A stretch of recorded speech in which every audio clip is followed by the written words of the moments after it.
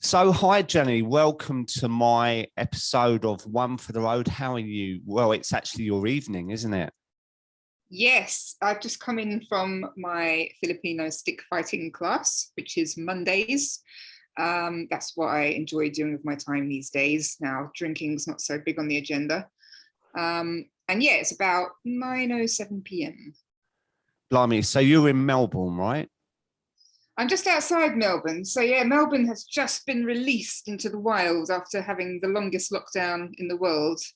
And because I'm just outside, we were in it for a lot of it, but not all of it. But there's always videos going around of people standing on their balconies at midnight the other day when the lockdown was lifted and just screaming and cheering. And yeah, so it's a pretty high party mood here at the moment. I bet, because when we came off lockdown, it was a huge celebration. But, it's affected a lot of people. And I've always said, I think there's going to be a lot of mental health issues following on from this, because I always remember a few years ago when at Christmas, everyone was put together, say Christmas Day, Boxing Day, the day after, and everyone had had enough of each other after 3 days. Everyone was falling out and that. And we've been over in the UK like 18 months in lockdown. It's affected a lot of businesses, a lot of mental health. But not only that, people's drinking has literally gone crazy, because people are on Zoom meetings and they can get away with it after.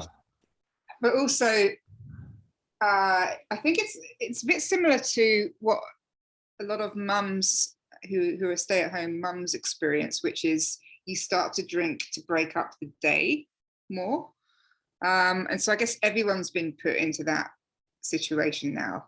Yeah. And then, of course, now that we're coming out the other end, all the news articles and memes and that kind of stuff is all based around get on the beers. Yeah, I know. That's the sort of typical let's celebrate thing, isn't it? But yeah. Most people know by now on my podcast I'm quite nosy, right? So if you don't mind, I would like to go back to when you was a child. Now, I understand, actually, I found out, and you can correct me, but I think you grew up in around Epsom Downs, where the famous horse racing grandstand is. And I actually lived just down the road from there, near Banstead. And quite often I used to get drunk around Epsom Downs when the Derby was on, Derby Day. And it was never, let's just go along for the horse race. And it was a massive session. And we would start in the pub at 10 o'clock in the morning and get a coach to the Derby. And then end back at the pub in the evening, absolutely hammered. It was crazy. So you grew up there, right? Maybe it had some kind of subliminal influence. Yeah. I only lived there till I was 5, so I do remember the races, but only from the point of view of lots of legs. And then we moved to Slough, which is just a really disappointing town, satellite town of London, though, at least. So apologies to anyone who lived in Slough.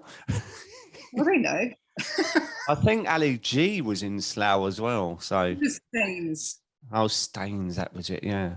So how was that for you growing up then? Not so good. It was a bit of a depressing town, but so I was all focused on escapism from a very young age, like obsessed with America, for instance. Like I started speaking in an American accent. Oh my God. And so escapism for me when I was a teenager, though, also meant getting on the train to Slough, and I was allowed to go on Saturdays. So I used to fill up a Body Shop shampoo bottle with like a concoction of stuff from Dad's drinks cabinet and just swig it on the train, because I associated alcohol with freedom too. And then by the time I got to Paddington station, I'd already be quite wasted. And then I'd just do like a circuit of the markets: Camden Market, Kensington Market, Portobello Market. And each stop, I'd get progressively drunk until I'd sort of stagger home at only about 5 p.m. with my parents probably wondering why I was so impaired. It's probably the wrong thing to say, but that sounds like quite a good day out, actually, at the time. Except I was always on my own because I was a real loner. And I think part of that was because nobody, of course, teenagers like to drink, but not like that. you know, like you might drink if like that, like swigging spirits if you were going to, you know, gig or something, but not just to go out to the shops. So I kind of severed myself from, you know, normal teenage life in a way. And so I was on my own a lot. That's quite unusual to start with spirits, isn't it? Because I remember that I started with cans of lager, but I went to a disco, and I think I was age 14 and got drunk on Crom de Menthe, I think, which was vile, but it did the job. And I think that and it's like a liqueur, isn't it? And I think that put me off spirits for a long time. Yeah. Well, so the first time I drank, I was 13 and my grandmother had just died, and we weren't that close actually, but I knew there was something expected of me, you know, in terms of some emotional response or saying the right thing, and I just had no idea what to do. And my parents were off in different rooms, you know, my dad mourning, the mum somewhere else. And so I just went to the drinks cabinet, where I'd see Dad head straight to every day after work. He'd like come in, maybe put his briefcase down, go straight to the drinks cabinet. And then I'd be watching TV, but I could hear from behind me like the scrape of a bottle on the shelf, the ksh, ksh, ksh of the lid. Sorry if I'm triggering anyone. And like the smell of whiskey and the smell of the wood varnish on the cupboard. And it all became quite fetishized. Yeah. And then the so I kind of knew what to do without even really thinking about it. Like, oh, here's a really uncomfortable situation. I know, I'll go and drink. And so yeah, I just put loads of different spirits into a glass, and Cinzano and all sorts of horrible stuff, Southern Comfort. And that was the way to go. Don't you've just brought back worse memories there. I think in Dubonnet, remember that? No. God. It was like boot polish in a bottle, honestly. But it's really interesting what you say there, because as adults now, I quite often do some work with NACOA, right? Around children of alcoholics and stuff. And these are all the things as adults we don't realize our children are noticing. So when you described the undoing of the lid and that, it's scary, really, isn't it? Yeah. And also there was the knowledge that Dad wasn't going to tackle me on it. I just instinctively knew that. So actually, as I kept getting busted, because my parents would realize I was blind drunk all the time, I was drinking every single day after school. Mum would be the punisher, and she would like hide the key. But first of all, I'd already managed to get a key cut. But even when they just realized that and they confiscated that, I just, you know, then I found it in Dad's desk drawer, and then they're like, oh, she's found it. And I just kept finding it because I was so determined. But Dad never tackled me on it. In fact, one day he came home from work early, and I was sat on the lounge room floor, literally surrounded by bottles, like I was in the middle of a pentagram or something. And I heard his car in the drive, and I was like, shit. And I didn't have time to put them back in the cupboard, so I just rolled everything under the sofa and ran upstairs, because we didn't have he wasn't really a hands-on dad, so we didn't have that kind of relationship we could ever have a conversation. So I was like, oh, this is like the worst case scenario where we're going to have a conversation. And I heard him come in and go straight to the cabinet, of course. And then there was this big pause. And then he went outside into the garden really loudly and started watering the garden. I ran back downstairs and I put all the bottles back, and it was just never mentioned. Which now I think, maybe it would have been good to mention it, but at the time I was extremely grateful for. I know. I've got lots of memories. I remember bunking off, and my dad randomly came home, pulled into the drive, and we all ran out the back door, and we were smoking. So the room was filled with smoke. And as we got up, the ashtrays went flying, and they all jumped over the back fence, but I couldn't get this girl over. So we hid in the shed, and we could look through this little hole in the shed door. And I looked at my dad going, oh my God, like that. And I still cringe at the thought of how it was for him to come home to that. Like, couldn't even sit on the sofa. Do you know what I mean? It's terrible, isn't it? Yeah. So what? So you were 13, and already you were quite cunning then. If you had a key cut, I mean, that's genius. Where did that go from there then? Well, it just kept going, and as you get a little bit older, you can also get away with now perhaps choosing the right corner shop and being able to buy your own. There was talk when I was 15 of, my mum said, look, there's this local charity or whatever, support group for teenagers with drug and alcohol problems. Do you want to go? And I thought about it, and I actually said yes, but she changed her mind by that point and said, no, we don't want people to, we don't want people knowing our dirty laundry. And I took that really personally, of course, like she means me, because I was actually sexually abused when I was younger. And so that was kind of what was fueling all this, like that kind of sense of shame. So then not being able to talk about it with a professional, because it was, dirty laundry, just sort of cemented everything. Yeah. So, so I was kind of isolating, not able to talk to them, drinking too much for my peers. And so becoming very, very siloed. Oh, it's interesting, I think, when I talk to people about their childhoods, how it does impact. And that's what Gabor Mate talks about, isn't it? About their trauma related stuff. Like I was 14 when mum left, and she'd written me a letter, and I was going to school actually, and I didn't know anything. And when I went downstairs for my breakfast, the letter was where my bowl would normally be, and opened it, and it just said, "Hi Dave, just to let you know I'm leaving your father. I will be in touch." And I honestly, I double took, but then went to school and carried on. But I think it was 2 or 3 days after that, I really realised what was going on.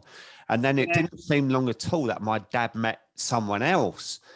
And I didn't like her. She didn't like me at the time. And I felt so rejected. And I remember walking up the road, literally bawling my eyes out. And it wasn't long after that I started mixing with the wrong crowd and asking adults to buy us beer.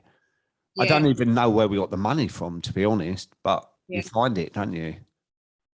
And you kind of, I don't know if you did, but I really hated myself, and I hated everything else, and I hated the world. And that anger really fuels drinking and drug use. It really gives you this kind of righteous kind of wind at your heels. And also, I was talking about how shame is a really big thing for addiction, but so is betrayal. And what you've just described as betrayal, and it cuts really, really deep, that stuff. Yeah. And do you know what? I think you're quite similar. Is I did everything to the extreme. So I would never think, oh, I've had a couple of cans of Foster's and I feel a bit tiddly. I would have to go to the extreme of pushing myself till I was almost sick. Yeah. And that was really interesting, because that carried on in my adult life. I was never the one to just think, oh, I've got a hard day tomorrow, I'm going to just have a few and take the rest of the evening easy. I would still, and sometimes I would go even worse and push myself to the extreme. I'm going to get absolutely hammered, to the extreme of, actually, I remember one Sunday, I was doing the London Brighton bike ride, and I drank in a lock-in until 4:30 in the morning, right? And we were meeting at 7 a.m. to do Clapham to Brighton. And I actually rode into a hedge within the first 5 miles. So I was just literally staring into space. And then when I looked up, all the bikes had stopped. I slammed my brakes and I went flying over the handlebars. But that was my mindset. It's really weird how some people can have that off switch. And I think now we're talking, I don't think I've ever had it in from 14 years old. Yeah, it's funny that you were doing a big bike race, because my most recent book, Everything Harder Than Everyone Else, is about people who push their bodies to extremes. And the first chapter covers things like cycling and running. And for some reason, there's a huge crossover with people who've had addictive pasts. The ultra running and long distance cycling can become really appealing, I guess, because it's quite meditative, it's endurance, it's grit, it's pushing yourself, it's self-flagellation. But some of my interviewees, like you, were actually doing both at once. Eventually, they became sober. Yeah. And became absolute leaders in endurance racing. But they did start when they were still getting wasted all the time. Do you think it's part of that all or nothing mentality that a lot of us have got? Yeah, I think there's a really fine line between endurance and hedonism. Yeah. And really, hedonism to me, when I was really like sitting up at the kitchen table or wherever, still taking lines of speeds and still drinking neat spirits and having yet another cigarette, trying to get them all to finish so I could go to bed, but there'd always be something left on one of them. That there was some like bloody minded fascination with how far I was pushing my body, and I'd feel like I could hear my lungs singeing, or like, my body really doesn't need this extra tumbler of stuff. Yeah.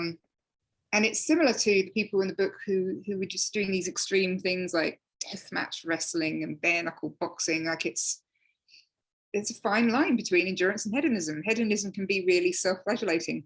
Yeah. Now, I had lunch last week with someone, I believe you interviewed, right? Now, this certain person made me take my trousers off in the middle of a London street to take a picture to compare our thighs. Now, I'm not small, right? I'm 6 foot, 17 stone, and reasonably muscular. And who we're talking about here is obviously Courtney Olsen, right? Yeah. And the one and only. The one and only Courtney Olsen. And she was a pure delight, an absolutely wonderful person. I mean, talk about high energy, but Force of nature. Absolutely. But gentle as well. I saw real vulnerability to her when we were talking, but she actually crushes melons, doesn't she?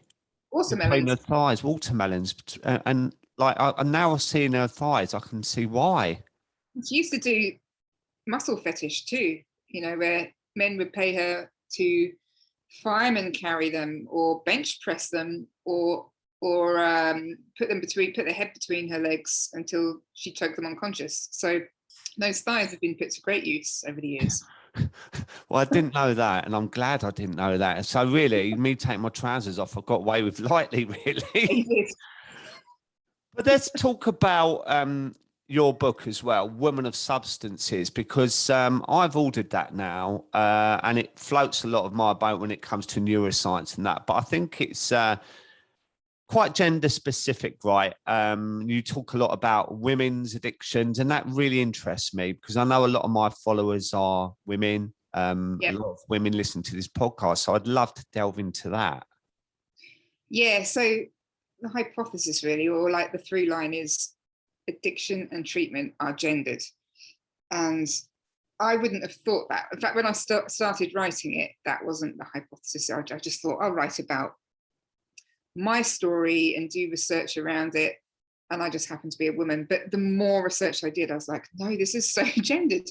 Like the pathways into addiction are often gendered. There's often like sexual abuse, some kind of trauma. Of course, this happens to men too. But, of the professionals I interviewed, they said of their female clients, 70% to 99.9%, variably, whoever I asked, have been sexually abused as children. So that's huge, right? And yet we don't really have trauma treatment, per se, within recovery treatment. And then once you are sort of in the throes of addiction, again, things look very different. Like for a woman, often there's going to be really awful sexual assault or coercion, or if it's something like heroin, it could be where you're the one who's got to earn the money to score the heroin. They're probably going to be the last on the needle because you've got the lowest social currency.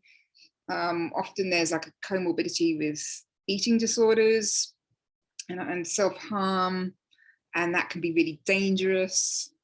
And then treatment is kind of still geared towards a more simplistic thing of like literally trying to dry you out and give you some great CBT tools and that kind of thing. Whereas actually there could be such complex trauma and still eating disorders that need to be, unraveled. So Oh, and the whole fact that many women can't get to treatment at all because of childcare and funds, you know, so they're just completely falling between the cracks. Or there's shame involved, like I've got kids, I don't admit that I'm using drugs, that kind of thing. So it's so much more complicated than I'd realised. Yeah. And there's different scales as well, aren't there? Because I'm a grey area drinking coach. And that is a whole interesting subject that people are beginning to realize that maybe they fit into that bracket now. Yeah. Because we've talked before, and I said to you that I was never a grey area drinker because I was binging every single night, 7 days a week, where a grey area drinker might not drink every night. They might only have a couple of glasses of wine, but they find it hard to stay stopped. So, for instance, if I said to someone, just give it up, you hardly drink. No, I could never do that because, you know, I like a glass of wine with dinner, or when my friends come over, we open a bottle of Prosecco or whatever, you know. So there's a bigger bracket for people to relate to. But as I said to you before, it's mainly women.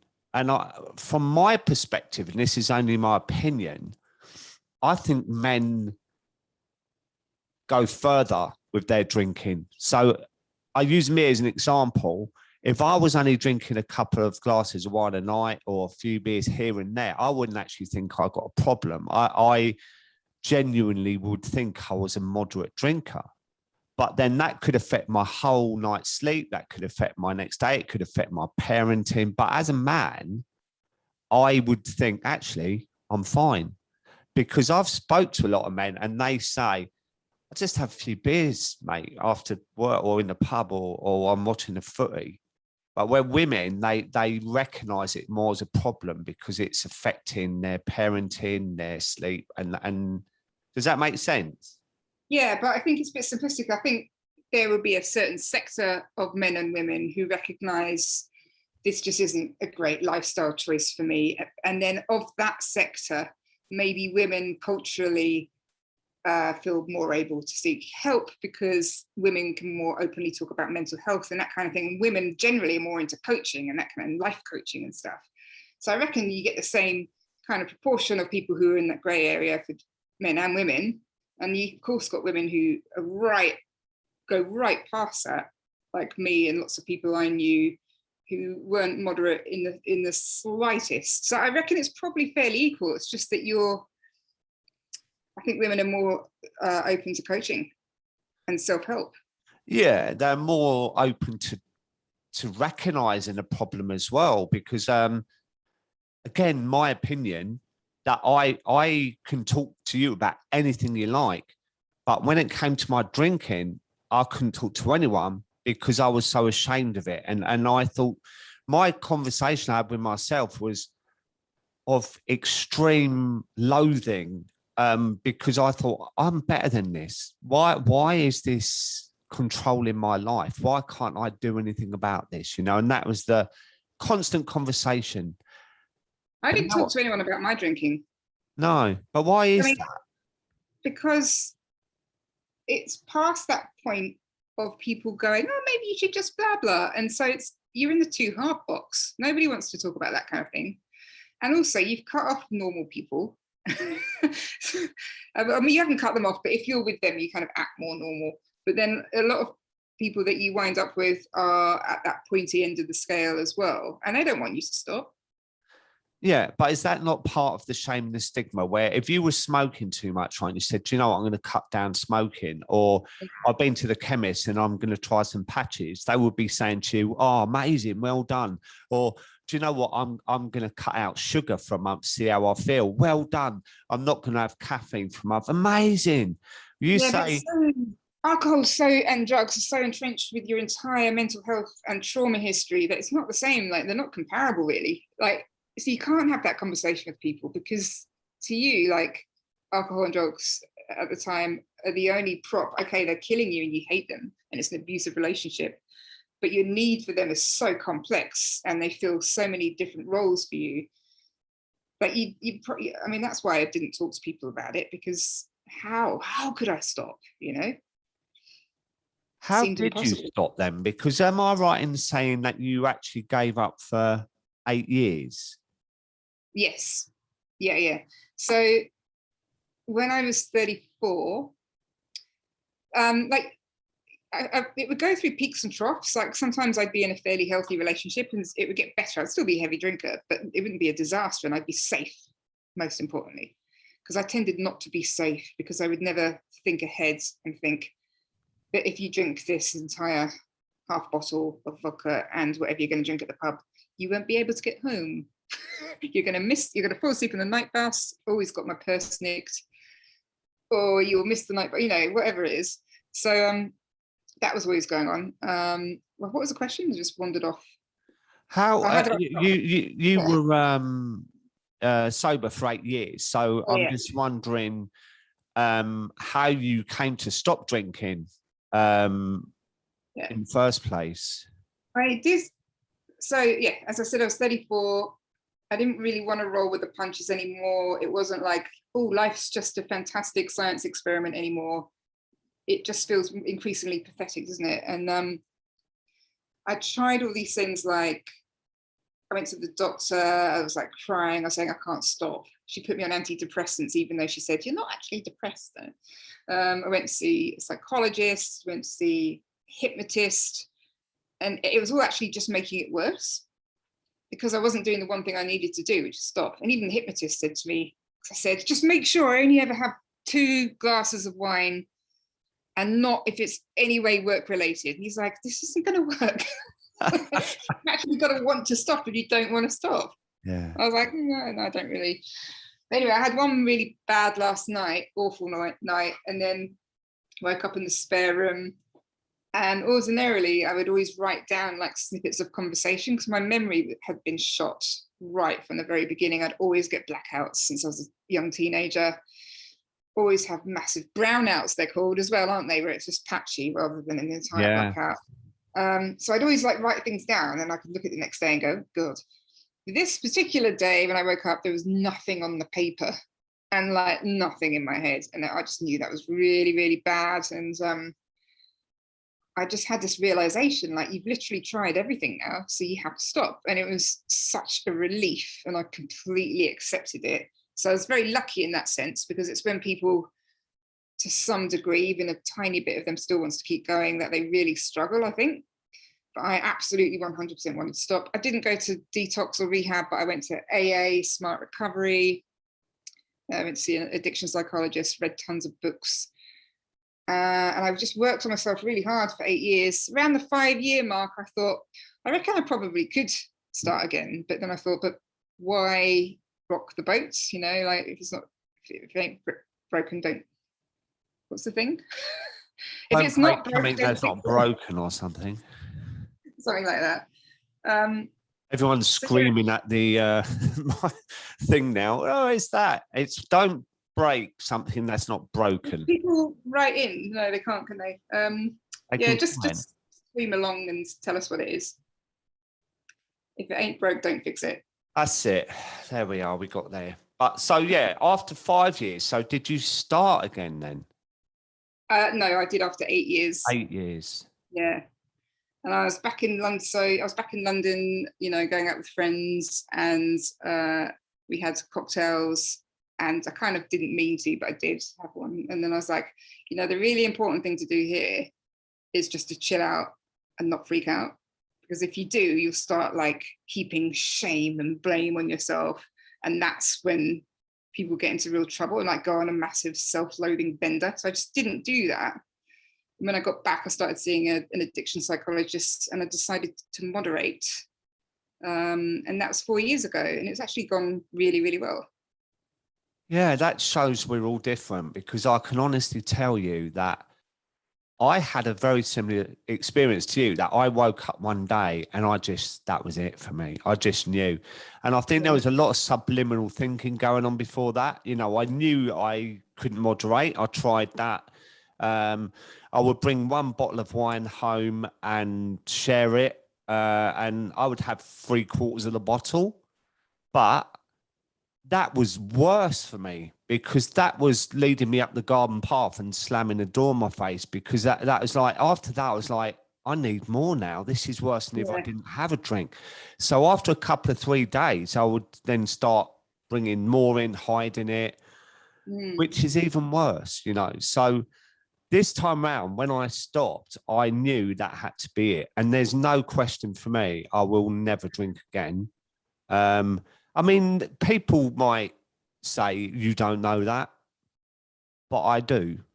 I do. Yeah, I believe you. Yeah, thank you. Because everything has changed for me, like everything. My health, I've got a career change. I really enjoy life now. I really do. Where before I was just looking down at the pavement all the time. You know, I was lying to myself, to my wife, to my family about the quantities I was drinking. I became so devious. So like when you had the key cut for his drinks cabinet, I'd spent my whole life being devious around alcohol. And it was like, I compare it to having a mistress in a long-term marriage where it's something on the side, and the mistress always wins, because she came before so many things in my life, you know, and I'm free of that now. And the relief and the weight off of my shoulders is incredible. And for me, I could never go back to that. I can't really explain this, but I used to be, you know, if I had one drink, there's no way I could stop at one. Same with cigarettes. It's just not the case anymore. And I know it's sort of drilled into us, especially if you go to 12-step for any periods, that you can never, ever, ever have a drink again. I think some people can. I don't ever recommend it, because I know some people can't. But I don't think it's necessarily as binary as we think. No.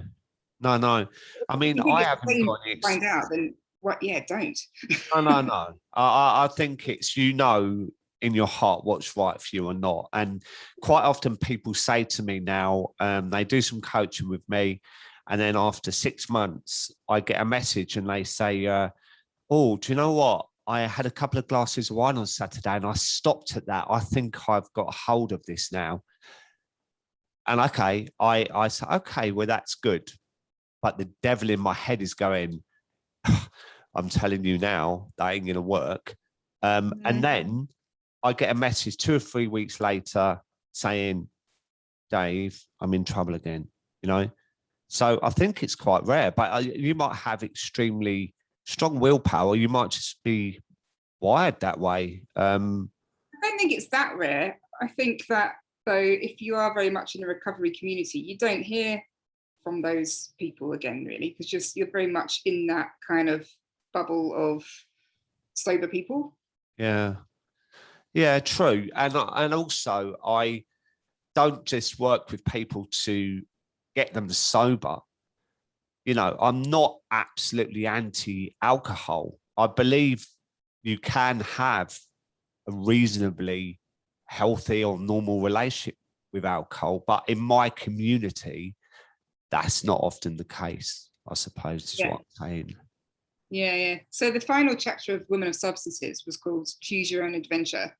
And it basically looks at, excuse me, harm minimization as being this spectrum, you know, so you've got abstinence at one end, you've got moderation at the other, particularly when you get into, you know, drugs like opiates, and then you've got these kind of replacement drugs that are, sometimes people will be on for decades because it's safer. So it kind of looks at, you know what's best for you. Here are all the options. I'm certainly not going to tell you what to do. And I just sort of try to be as transparent as possible, but encourage people to look into the options. Yeah, I love that. Choose your own adventure, because a lot of people know now that I don't actually call it my recovery, I call it my discovery. And that gives me a much sort of more positive, brighter feeling about my future, because I've taken my blinkers off, because I led such a narrow life, because I thought about alcohol from the second I woke up to the second I was blotto, basically. And it dominated everything. So now I look at discovery, I know I'm locking on a bit, but it fills my my future's more positive because I've probably added a few years on my life. Don't even know if I would be alive now, to be honest, the amount I was drinking. I mean, it's so individual because like I align with the biopsychosocial theory. Okay, so that's that, you know, addiction is a combination of factors. It's our biological makeup, and, you know, we've all got different kind of genetic markers and that kind of thing.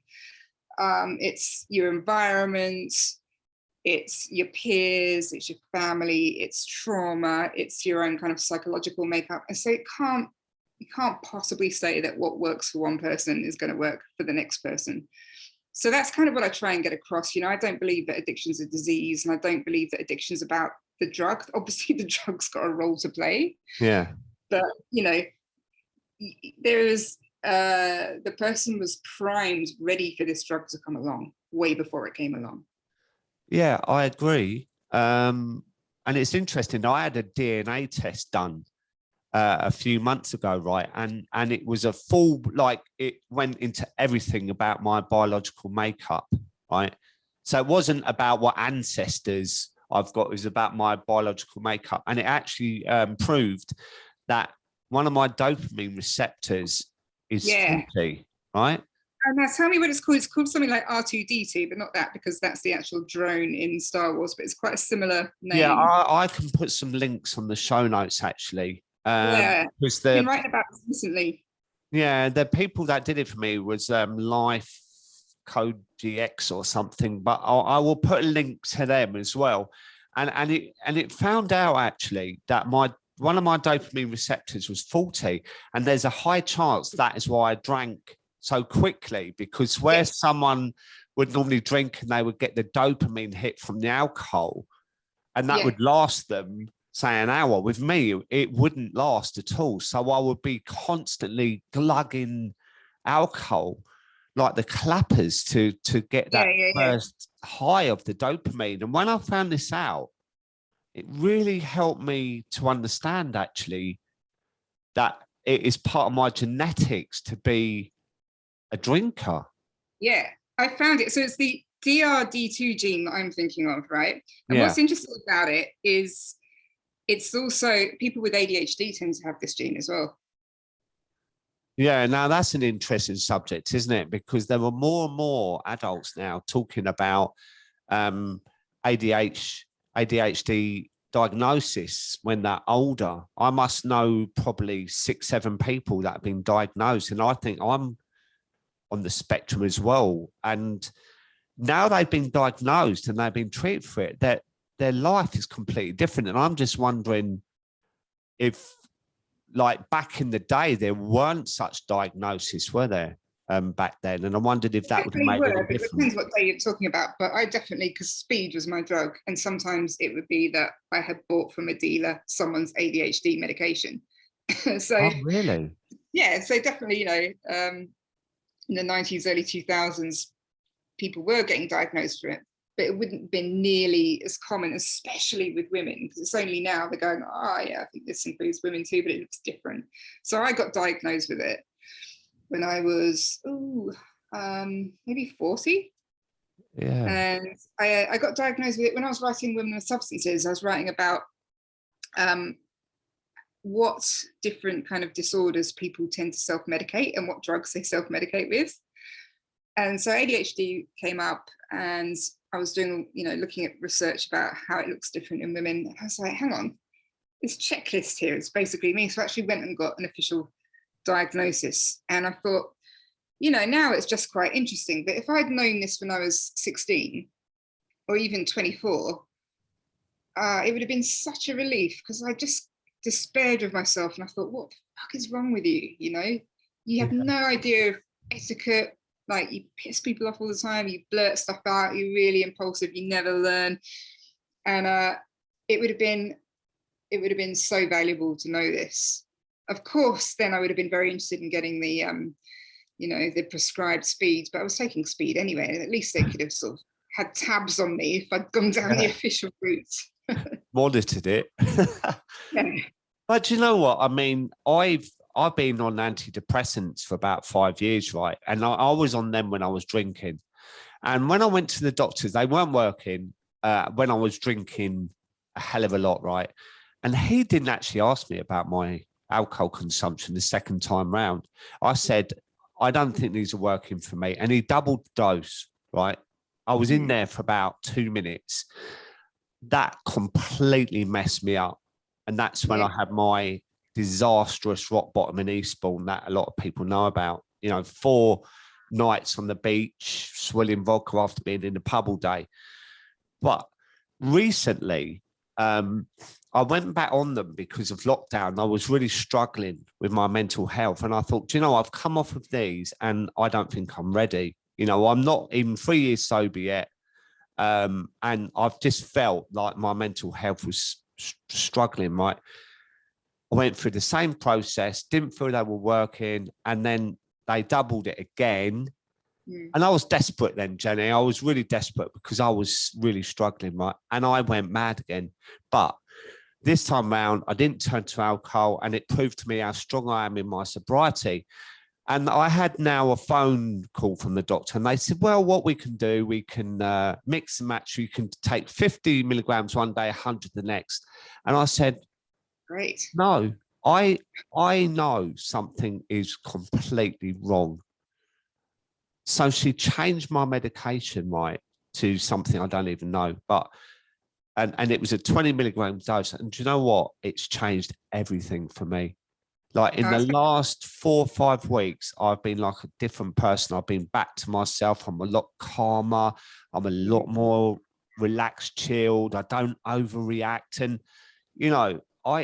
it goes to show that medication, if things aren't right, can be so important for you. So with the ADHD, it's an important conversation, I think.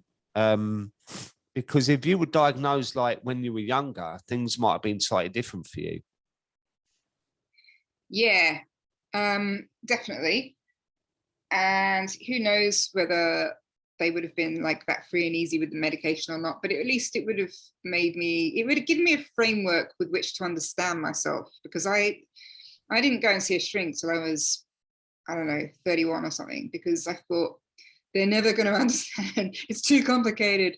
I thought it was such a snarled, complex mess, whereas actually I know now that within about 4 sentences, they would have gone, oh yeah, because my story's pretty normal, really. There's trauma and there's a certain set of trauma responses that, people almost always go through. There's a certain kind of dysfunctional family relationship which a professional can suss out within seconds. So it just seemed incredibly complicated to me, but it wasn't. So it's a real shame, as an era when we didn't seek help as readily. Yeah, absolutely. So where are you today? What have you got up your sleeve? Because you've done so many amazing things, honestly. It's fascinating to see what you've done. So you've written your 4th book now, right? Which is the one about the people hitting people over the head with cactuses on sticks, which is interesting. Everything harder than everyone else. Yeah. Just to give you a reference point, because I won't know what you were talking about. That refers to deathmatch wrestling, when when the wrestlers make all these home cobbled weapons like a cactus, like strapped to a baseball bat. Yeah. And ultra marathon running and bodybuilding, like Courtney Olson, she's the book. Yeah.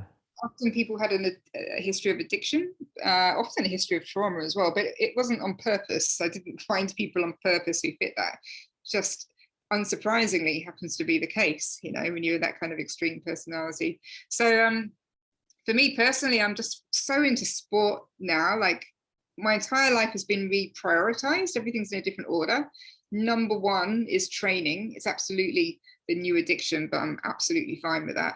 So it's like Muay Thai, pole dancing, and this stick fighting, obsessed. And then that kind of keeps, if I have a glass of wine or something, that kind of pushes it right down the order of importance, because there's no way I would ever want a hangover and be less than awesome.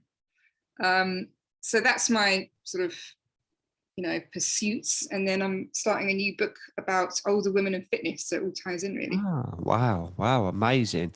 Well, look, I'm going to a place in a couple of weeks called unplugged rest, right? Yeah.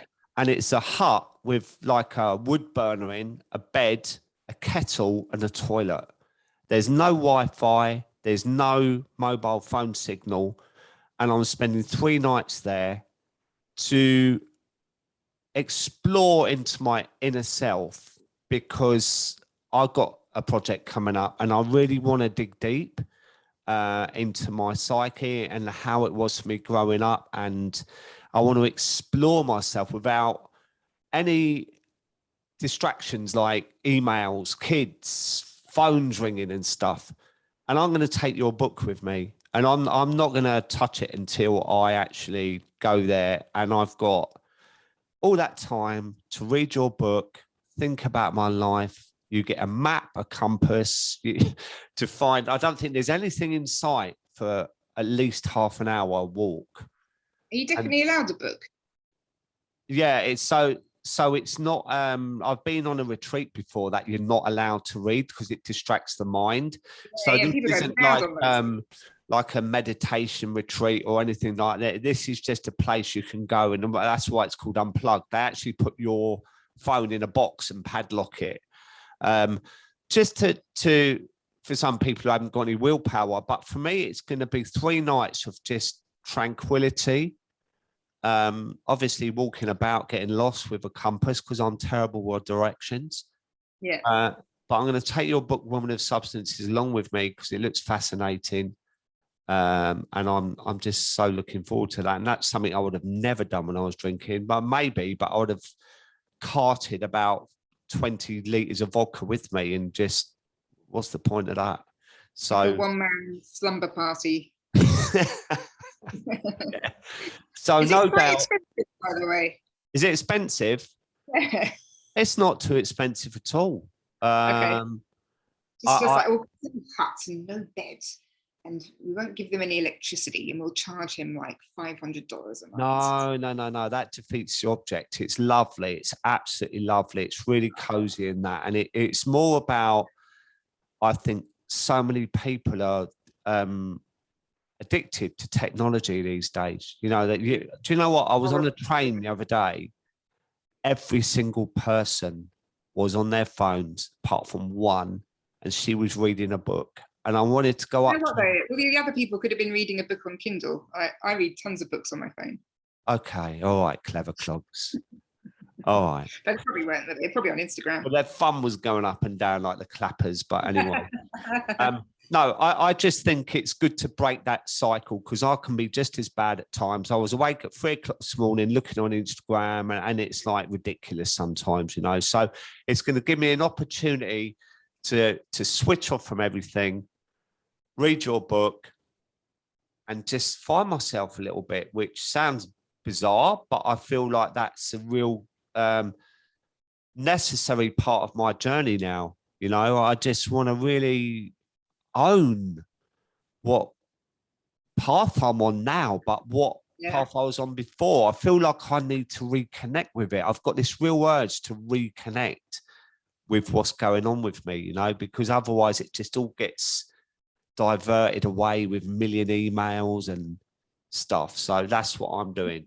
Definitely do some howling in the woods while you're there. Make the most of it. Why does that not surprise me? That's probably something you've done quite often. I haven't, but it's that whole Robert Bly thing of men going into the woods and like screaming, and it does sound quite fun, I have to say. No, I think I will do that. But Jenny, honestly, I could talk to you all day. Thank you so much for joining me. I'm going to put all the links to your books on the show notes, to your Instagram, and it's been an absolute joy. So thank you so much. Thank you so much. You're really generous. And I think your podcast is doing a really good thing. And so are you.